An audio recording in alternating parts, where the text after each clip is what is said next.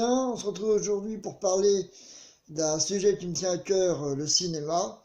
Et je voudrais vous exposer ce qui est pour moi, c'est un avis personnel, les 10 pires films de l'histoire du cinéma.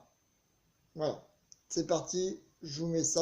Ne vous inquiétez pas, je mettrai les bandes annonces également en commentaire pour que vous vous rendiez bien compte de quelle daube je peux parler. On démarre en 10e avec Slapper Shit French, comprenez par là Cogne-la, allez française, une pseudo-comédie à Merloc, remplie de stéréotypes. En 9e, Va te faire foutre Freddy, c'est qu'on aurait dû faire avec le film. Comprenez par là, Fouette du Fingerhead, Pointé du doigt ou qui se fait doigter. En 8e, Mortal Kombat, Destruction finale, c'est aussi ce qu'on aurait dû faire dans ce film. Même pas Christopher Lambert dedans. En 7e, Sans chaud pour meurtre de sang-froid, Kim Basinger, Uma Thurman, Eric Robert, Richard Gere n'ont même pas réussi à sauver ce film. En 6e, Street Fighter, Raul Julia, Jean-Claude Van Damme, Kylie Minogue. Tout ce que ce film mérite, c'est d'un Hadouken dans sa fucking gueule.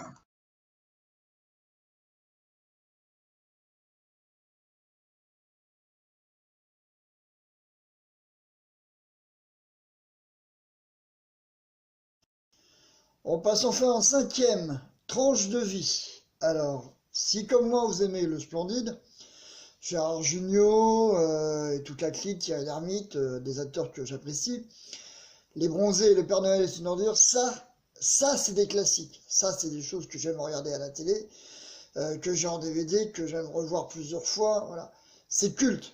Voilà. Mais tranche de vie, c'est une catastrophe. C'est une tuerie. C'est un non-sens total. C'est une merde. C'est sans âme. C'est une suite de sketchs pathétiques. Et là-dessus, je suis désolé, l'alimentaire n'excuse pas tout. C'est merdique. Comme la suite des films qu'on va voir tout de suite.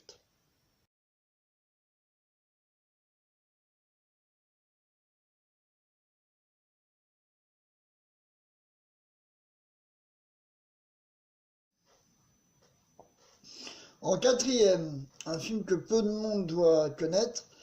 Si je vous dis Laurent Baffy, qui a fait d'excellentes pièces de théâtre, par exemple Knock Knock, qui est vraiment génial.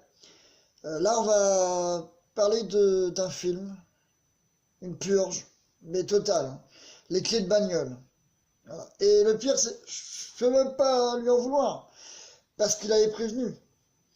Voilà, c'est même pas drôle, quoi. C'est une horreur, une perte de temps. Je pense même que financièrement, il a mis des années à s'en remettre. Voilà. Comment il nous avait prévenu? Bah regardez là tout de suite.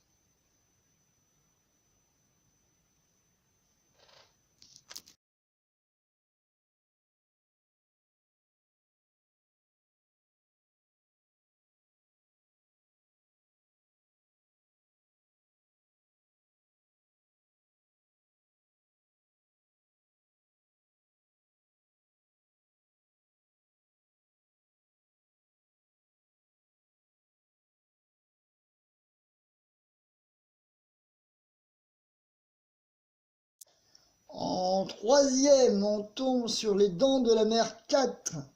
Et attention, il y a un sous-titre, La Revanche.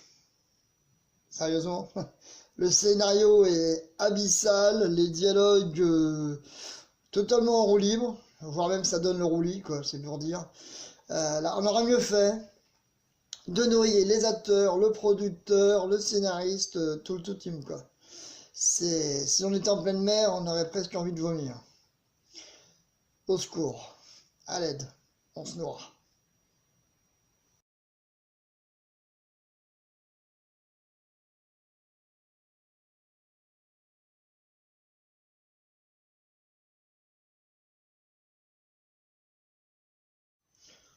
En 2e, vous venez de voir la jaquette, vous deviez déjà vous en douter. Dragon Ball Evolution. Là, on atteint des limites que je pensais même pas pouvoir atteindre. Classiquement, le scénariste n'a pas lu l'œuvre originale, ou juste des bribes. Il a survolé les chapitres, j'en sais rien, je vois pas autrement, quoi. C'est catastrophique. Quand les Américains veulent reprendre une œuvre japonaise, au secours, quoi. C'est... Je veux dire, tout le monde a tiré à boulet rouge dessus, il n'y a pas grand-chose d'autre à dire. C'est pathétique, catastrophique, tout ce qu'on va trouver en hit, quoi.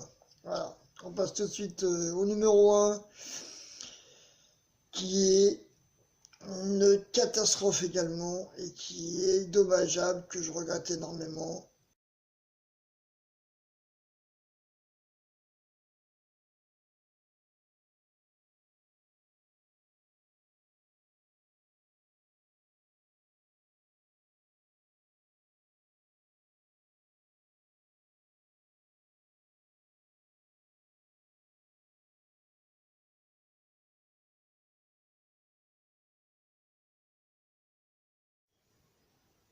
Il existe un film très bien, qui a lancé une série de dessins animés également, Highlander, avec un concept assez intéressant, des immortels, il ne peut en rester qu'un. On partait sur quelque chose qui pouvait virer au culte. Puis il y a eu Highlander 2, qui était merdique. Highlander 3, qui a essayé de ramer pour rattraper la licence, si on pouvait rattraper ça. Pendant ça, la série avec Adrian Paul, faisait son bout de chemin. Et puis est venu Highlander 4, Endgame, la fin du jeu. Bon, si c'était un jeu. Et on s'est dit, ah, enfin, on va voir la résolution de l'énigme. Qu'est-ce que c'est, ces immortels, le quickening, tout ça.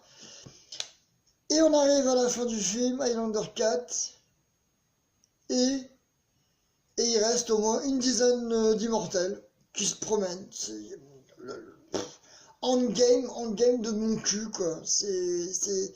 Non, y a rien. Alors on se dit, hein, ok, ça finit comme ça. Ils sont 10, on n'aura jamais la réponse. Ok. C'est de la merde, mais ok. Et puis, arrive, quelques années après, Highlander 5. Qu'aurait mieux fait d'être en direct ou vidéo.